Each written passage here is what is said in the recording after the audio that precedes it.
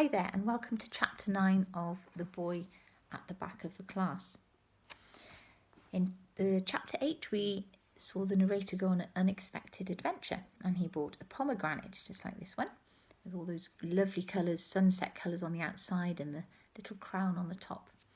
And in this chapter we see how this brings a moment of absolute joy to somebody, but it's also part of a moment that brings a lot of anger and sadness as well.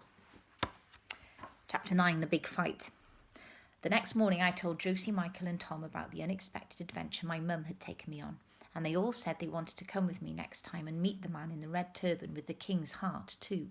None of them had ever seen inside of a pomegranate before, so I tried to describe the colour and the shapes of the seed to them on the bus on the way to school. But they still looked confused, so I drew this picture on the back of my exercise book instead. I think pomegranates are now my most favourite fruit in the world, not just because of the way they taste, but because of how they look. On the outside, they look like extra shiny balls that have been dipped into a bucket of sunset colours like peach and pink and gold, but the inside is even cooler, because when you pull one open, it's like finding a million sparkling red rubies all squashed together inside a round suitcase and bursting to get out. You have to push each one out gently, Mum said, when she cut mine open and showed me how to pop the seeds out. See? As if you're plucking out jewels from the roof of a cave. And she showed me how to peel off the skin between the seeds too. But I didn't like that part so much because the peelings looked like the bits of old snake skin that I'd seen in a zoo once. I meant to give the pomegranate to the new boy at home time, but I was so excited I couldn't wait till then. So as soon as the bell went for first break, I hid the pomegranate under my school jumper and hurried out onto the playground with it. We're not supposed to take food onto the playground because we're only supposed to eat snacks in the dinner hall, but I wasn't going to eat it or make anyone else eat it, so I didn't think it counted. The new boy followed us out because he knew we were his friends now. He'd stopped disappearing every break time and only went to have his seclusion during lunch times. Even Miss Hempsey had stopped coming out during first breaks and went to the staff room, which I think she knew we were the boys' friends too. Here, I said as soon as we got into our corner of the playground, and pulling the pomegranate out from under my jumper, I held it out to him. It's for you. Josie and Michael looked at each other and Tom looked at me as we all waited for the new boy to say something. But he just stared and stared, first at us and then the pomegranate, and didn't say or do anything. Knew you should have put a sticker on it, whispered Tom, shaking his head. Then slowly, the new boy reached out and took the pomegranate in his hands. Home, he said quietly, his lion eyes getting very big. I have home. Yes, I said, your home in Syria. I've seen it on a map, a map. The new boy fell quiet, and then, for the first time since we had met him, he smiled. Not a small smile, or a side smile, or even a half smile, but a real, proper smile that went from one cheek to the other, and it made his eyes smile too. He opened his mouth to say something, when suddenly Brendan the bully pushed past. Give me that, he said, and he snatched the pomegranate from Ahmed's hands. Give that back, I shouted, feeling scared and angry all at once. Make me, sneered Brendan the bully as he turned round to face me. Now, I don't know why, but sometimes when someone you don't like the look of looks at you right in the eyes, they suddenly seem to grow taller and you grow shorter, even when really you're both the same size. Usually it's only for a few seconds and then you grow back to your normal height again, but sometimes it goes on for so long you wonder if you'll ever get back to the height you'll be. You used to be, and this was one of those times.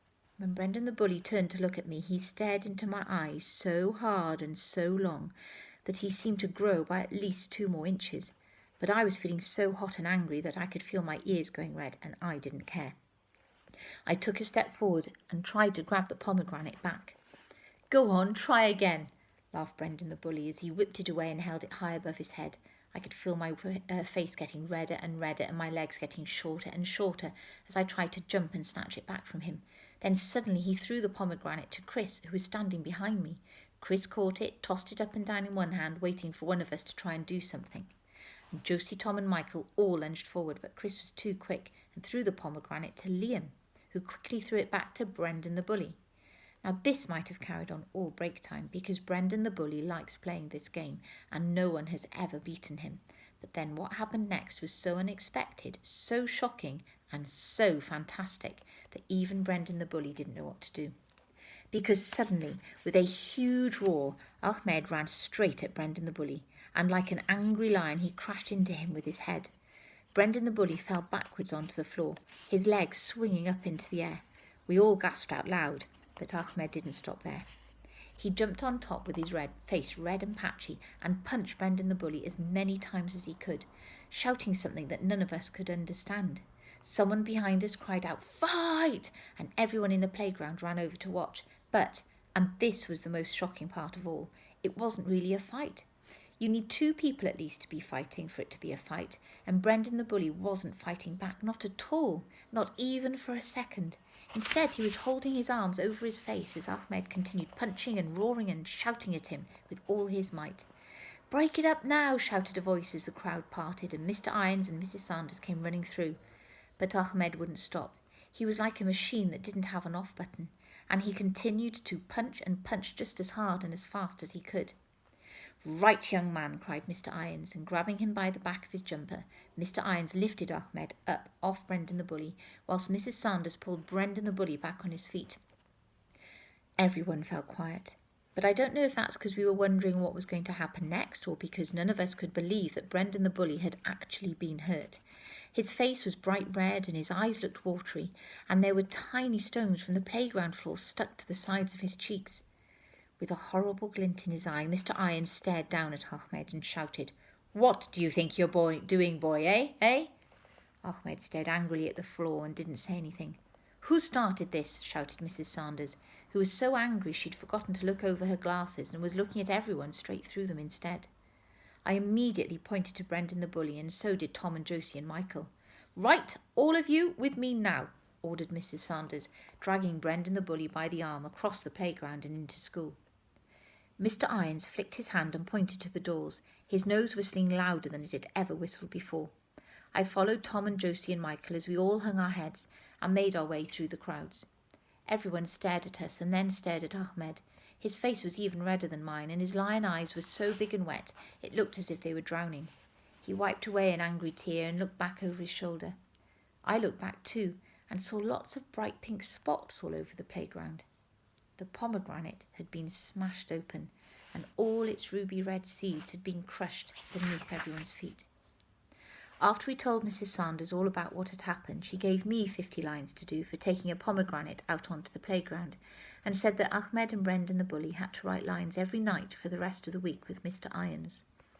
We tried to tell her and Mrs. Khan that the fight wasn't Ahmed's fault, and that sometimes hitting someone when they're being horrible and taking something that's yours away from you can make you feel 100 times better than just telling a teacher would, even 1,000,000 times better. But they just shook their heads and said that Ahmed should never have hit Brendan the bully. We didn't say anything after that, because sometimes you can tell when grown-ups won't listen to you anymore. Usually they say, "That's an end to it," or "I've said my piece," or "That's that." But teachers always say, "That's all, you can leave it now." As we left, I told Ahmed that I was sorry for getting him into trouble, and that I would try and find another pomegranate for him. All he did was give me a nod and a thumbs up. I think it was his way of telling me not to worry, and that being able to roar like a lion on top of a bully was worth doing lines for, even if it was hundreds of them, in a language he didn't know how to speak yet. As we all went home that afternoon, we talked about the big fight and how Ahmed was going to be famous because he was the first boy to have ever beaten up Brendan the bully.